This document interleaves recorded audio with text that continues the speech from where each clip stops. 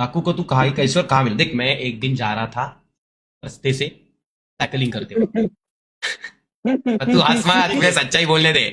और डाकू जो है वो, मैंने नदी के घाट पे उसको देखा, वो टमरेल ढूंढ रही थी क्योंकि उसको शीशी आई थी।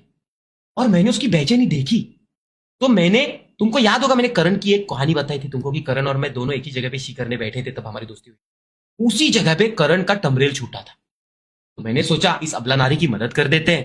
तो मैंने करण को कॉल किया और करण को मैंने बोला, करण टमरेल किधर है वो वाला? तो करण ने बोला कि अरे वो टमरेल तो उसी जगह पे जहां पे हमने दोस्ती की थी। तो मैं और करण दोनों उस टमरेल को लेके, दोनों टमरेल लेके उस अबला नारी तक पहुंचे और उसको मैंने टमरेल वहां पे रख दिया और उसको बोलो आप शीशी कर लो, चेक लो। उसके बाद वो एहसान के तले दब गई और उसने मुझे बोला कि यह एहसान मैं कभी नहीं भूल पाऊंगी, तुमने मुझे टमरेल दिया है, मैं तुम्हें बिजनेस दूंगी। और तब से वो अपने साथ जुड़ी हुई है आयुष्य भर के लिए।